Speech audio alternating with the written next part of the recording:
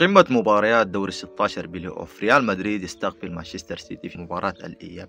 مباراة تكسير عظام بحقه حقيقة رغم الأداء المتباين للفريقين هذا الموسم، لكن دائما مباراة الريال ومانشستر سيتي اتسمت بالندية، بالشراسة، بالقوة، وشاهدنا ذلك في مباراة الذهاب.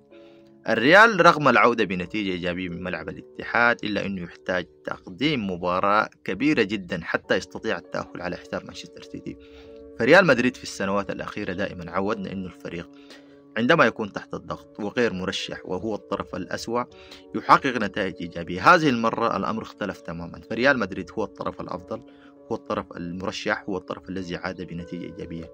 هل يستطيع كارلو أنشيلوتي بهذا الوضع تحقيق نتيجة إيجابية مع مانشستر سيتي والتأهل للدور القادم، أم أن مانشستر سيتي ستكون له كلمة أخرى وبيب غوارديولا الذي سيرمي بكل أوراقه من أجل تحقيق نتيجة إيجابية في البرنابيو ومخالفة كل التوقعات بالنسبة لعشاق كرة القدم ثم التأهل على حساب ريال مدريد؟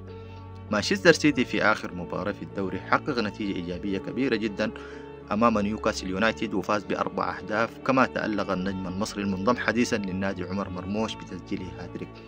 هذه كلها ستكون أسلحة في مصلحة مانشستر سيتي.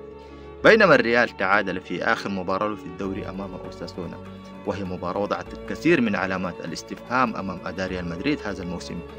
لكن ريال مدريد عودنا أنه في دوري الأبطال عندما يتعلق الأمر ببطولة دوري أبطال أوروبا الأمر يختلف تماما جدا، فريال مدريد يظهر بصورة أفضل، يظهر بشراسة، فريق أكثر تنظيم، أكثر رغبة وندية في الفوز. عشاق ريال مدريد يتمنوا أن هذا الأمر يختلف في دوري أبطال أوروبا، بل الفريق عود عشاقه في المواسم الأخيرة أنه في دوري الأبطال الفريق يختلف تماما. المباراة ستكون في قمة التنافس، توقعاتي أن المباراة ستنتهي ب3 أهداف لكل فريق. مانشستر سيتي سينهي الأشواط الأساسية متقدما ب3 أهداف مقابل هدفين، بينما ريال مدريد سيعدل النتيجة في الشوط الإضافي الثاني لتنتهي المباراة بالتعادل ب3 أهداف لكل فريق، ويتأهل ريال مدريد إلى الدور القادم بفضل تحقيقه الفوز في مباراة الذهاب في ملعب الاتحاد.